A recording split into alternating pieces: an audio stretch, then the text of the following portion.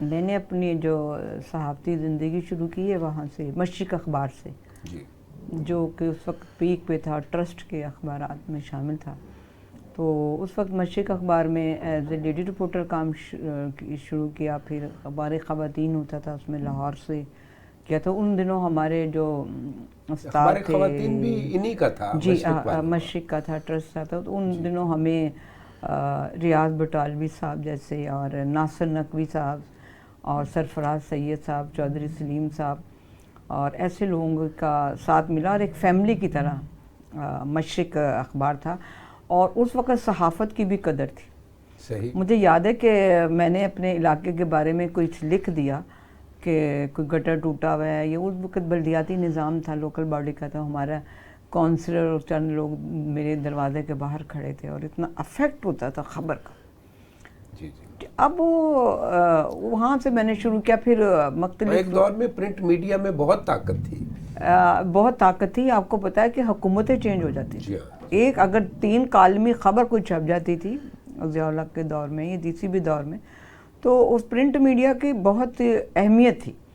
تو وہ حکومتیں چینج ہو جاتی تھی، لوگ کالم پڑھتے تھے، اور بڑا. اور پھر مجھے ریاض بٹالوی صاحب جیسے بھیس بدل کے جب وہ کالم، ان کے جو فیچر آتے تھے، اور یہ مشرق اخبار کو ہی اعزاز حاصل تھا، اور امروز کو، اور پاکستان ٹائمز کو، کہ وہاں پہ پڑھا جاتا تھا. لیکن وہ بھی آپ کو پتہ ہے کہ سازش کے ذریعے پھر زمانہ بدل گیا، ان کو تباہ ہو گئے وہ اخبارات. آپ نے کن اصناف میں لکھا؟ میں نے مختلف کے بارے میں لکھا. میں نے اپنا رپورٹنگ بھی کی، اور مجھے یاد ہے اب رپورٹنگ ذرا ڈیفرنٹ ہو گئی ہے. اب رپورٹنگ ہوتی ہے کہ سٹی 42 میں ایک ٹکٹ چلتا ہے کہ فلاں جگہ قتل ہو گیا، تو سارے وہی لکھتے ہیں. کیسے قتل ہوا یہ کسی کا فالو اپ نہیں پتہ ہوتا. تو اس زمانے میں مجھے ارشد یاسین جیسے ہمارے کرائم رپورٹر تھے، رئیس صاحب، تو ہم نا اس جگہ پہ جاتے تھے جہاں قتل ہوتا تھا. اور مجھے یاد ہے کہ بہت مشہور ایک واقعہ ہوا تھا لاہور میں، کرشن نگر میں، اسلام پورہ میں، جو 13 قتل ہوئے تھے. ان دنوں ہمارے ان دنوں تھے اپنا سہیل ظفر صاحب. یہ زیادہ اور تھا شاید، زیادہ اور تھا میرا خیال ہے. تو وہاں پر پھر ہم بھیس بدل کے بیٹھتے تھے وہاں پر، اور 3 دن وہاں بیٹھ کے نا صرف رپورٹنگ کرتے تھے. 3 دن جا کے پھر ہم آ کے جو بھی بتاتے تھے، اور چھوٹی چھوٹی خبریں بنتی تھی. تو وہ بڑا اس کا افیکٹ ہوتا تھا بڑا. اب تو انویسٹیگیشن رپورٹنگ ہی نہیں ہوتی، فالو اپ ہی نہیں ہوتا کہ کیا ہوا، کیسے کیا، کس نے مارا، کس نے کیا. وہ اب تھانے والے سے پتہ کرتے ہیں. اب تو جو بیان کیا جاتا ہے اس میں مبینہ طور پر بھی نہیں لکھا جاتا، ڈائریکٹ جیسے یہ سچ ہی ہم بیان کر رہے ہیں، خواہ کسی کی طرف سے ہو. تو یہ بھی ایک پہلو ہے. تو وہ اب فیچر بھی لکھے آپ نے؟ فیچر بھی لکھے، سروے بھی کیے، بہت زیادہ مطلب ہے. کالم بھی؟ کالم نہیں، فیچر وغیرہ، سروے وغیرہ، اپنا انٹرویوز کیے. انٹرویوز میں ہم نے بڑی بڑی شخصیات کے کیے، بڑا اعزاز حاصل ہے.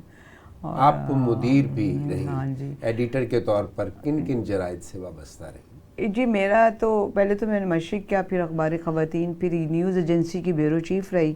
ایم ایل آئی میں ناصر نقوی صاحب، ضیاء اللہ مرزا صاحب، ہمارے صلاح الدین بٹ صاحب، ان کے ساتھ کام کیا. پھر ایک بلوچستان اور سندھ کی ایک نیوز ایجنسی تھی، اس کی میں رہی، چیف بنی. وہ بھی بیورو چیف تھی میں وہاں پر.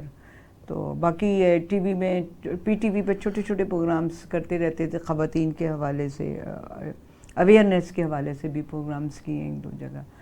تو پہلے صحافت کرنے میں بڑا، وہاں بھی ہم نے بے لوس کام کیا، اور لوگ ہماری قدر کرتے تھے. آپ صدائے وطن سے بھی وابستہ؟ صدائے وطن تو بہت اینڈ کی بات ہے. پھر اس کے درمیان میں جب اس کی آپ مدیر تھیں صدائے وطن کی؟ ہاں جی میں رپورٹ. تو اس سے پہلے ہماری یہ بیگم کلثوم نواز شریف سے، اور یہ شجاعت صاحب سے، اور پرویز الہی صاحب سے، اور نواز شریف صاحب، بڑے بڑے لیڈروں کے. آج کل بھی آپ کوئی جریدہ جو ہے اس کی ادارت جی میرا ہے اپنا صاحبان میگزین ہے. صاحبان میگزین.